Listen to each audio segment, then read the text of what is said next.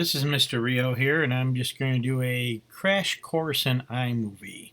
Since we have both students in my classes who sometimes miss lessons and other students who may come and just want to learn some basics in iMovie to do a project, this will be my first video, just kind of doing a really quick overview. First, we'll take a look at the iMovie interface. Once you've clicked through a few intro screens to set up a project, which I'm not doing in this tutorial, and you get to this basic layout here, you can create a new project by going up to here. And if you don't already have a blank project down here, you can click here, and this one here wants me to name it, so I'm just going to call it iMovie Tutorial January 2018. Call Tutorial 1, hit OK, and then you might get to a screen like this, and then you can open up your movie or create a new one. And up here, this is called an event.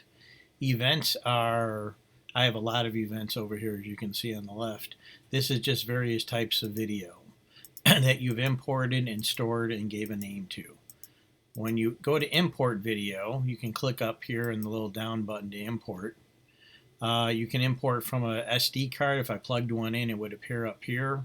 I don't have one plugged in right now, so I'm not going to import video from an SD card. You can go on the desktop if you have maybe an MP4 file or something there and you want to click on like that and click import.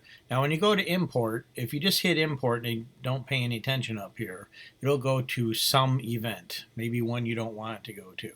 So don't forget to pull this down and select new event, and then give that event a meaningful name, like homecoming for homecoming video or something like that. Then you can click import. I'm not going to import here because I don't need to import anything. Once you import, wait. There'll be a little circle that appears up here. Wait till it fully imports before you start using it. Then it'll be over here on the left. Now, a nice thing about event video is you can use it as much as you want in many different projects. It's not affected at all by your editing in your project. For right now, I'm going to click on this video here that I shot at a concert. Now when you import video, it's not uncommon to get a little tiny, like 1 inch for each group of video. Now this particular here, this first one's 29 seconds, so the 1 inch isn't all bad. This next one's 34 minutes, and the next one after that's over an hour. That'd be really hard to edit in this view. So to change the view for your video that you want to start editing from, click on this little gear-like thing right here, and then you can adjust clip sizes like this. I usually leave it somewhere around there. The zoom, which is how much it zooms out, I go to the one that says 30 seconds, about right there. You don't really need to show audio waveforms in most cases, so I'm going to ignore that for now. And I'm going to click here and deselect that. Now I can see my video a lot better. Now when you drag your playhead here, you can see whatever it is, wherever your playhead is, whether it's up here or down here later, you can see that video up over here. So anytime along the way, you can stop your playhead, hit the space bar, and just start playing and listening to whatever it is that you are doing. And you can then stop it and by pressing the space bar again. And you can drag the playhead. This is called scrubbing. And you can then get a bunch of, see what's there in your video.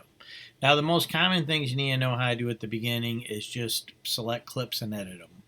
So sometimes you can just literally drag like this. I'm going to deselect, and it'll allow you to drag a clip. I can't right now. In many cases, you won't be able to either. So hold down the letter R on your keyboard, then drag. Now the nice thing about this is you don't have to drag perfect. Just drag close, let go. If you say, okay, I want about that video for some reason, put your cursor in the middle and drag it down to your video down here. Now down here you also have a view slider here, and unless I'm doing some real precision editing where I need to stretch it out a lot just to get real precise, I usually leave it just a little bit over, maybe 1 or 2 clicks. So this here is 24 seconds of video thereabout, and that's a nice size. And again, if I was doing precision editing, I can always drag it out wider if I want to.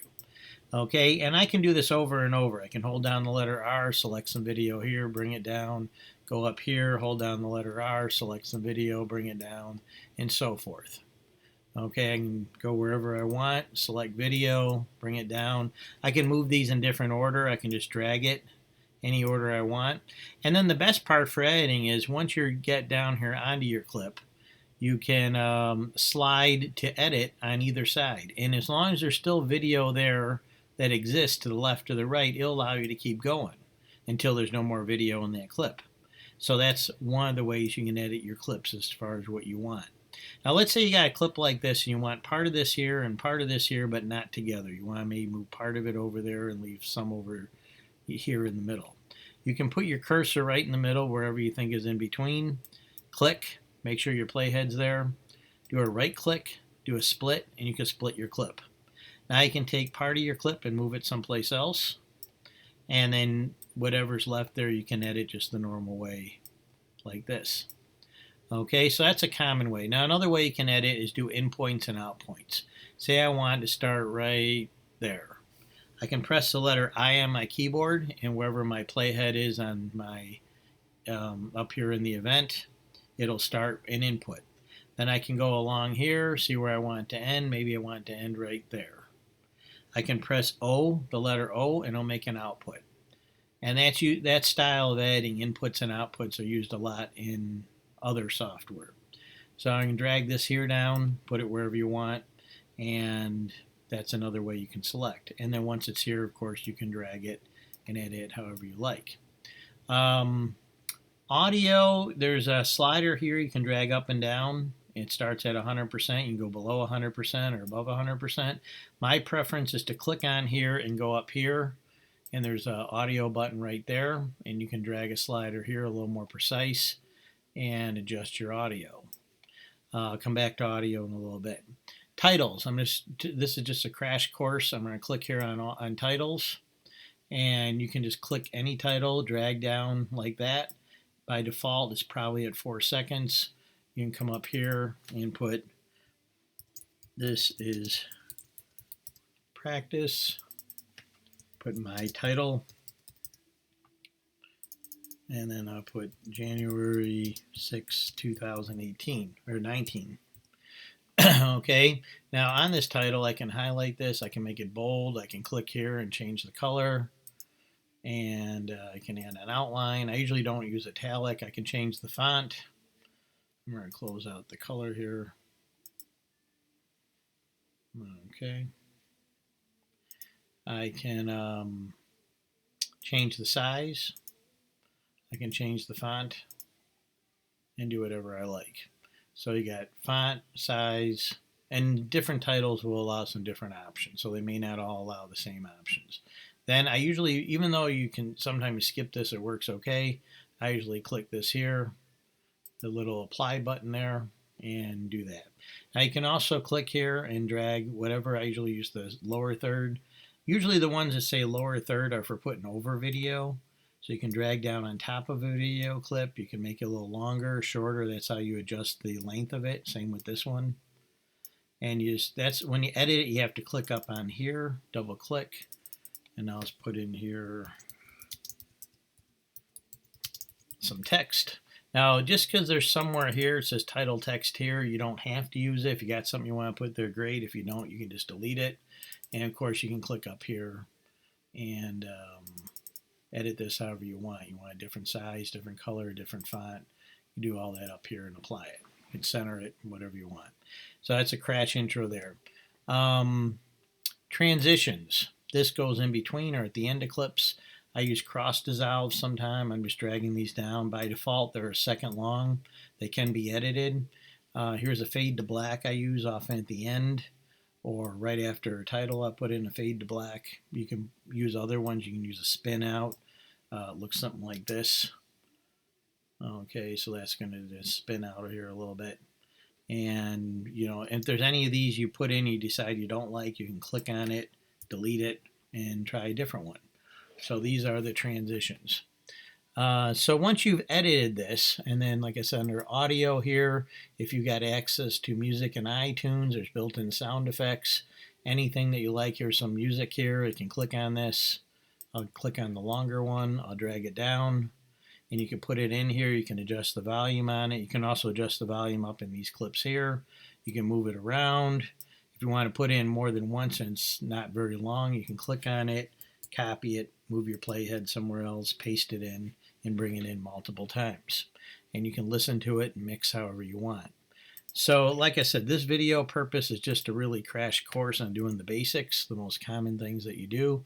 Once you got your video assembled here and you're happy with the way it looks and sounds and everything, the last thing you're going to do is an export.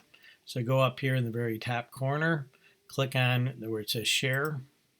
Share popped up when I put my cursor there. Just go to file. You can pick a quality level. Always turn off the theater. We don't want it in the theater.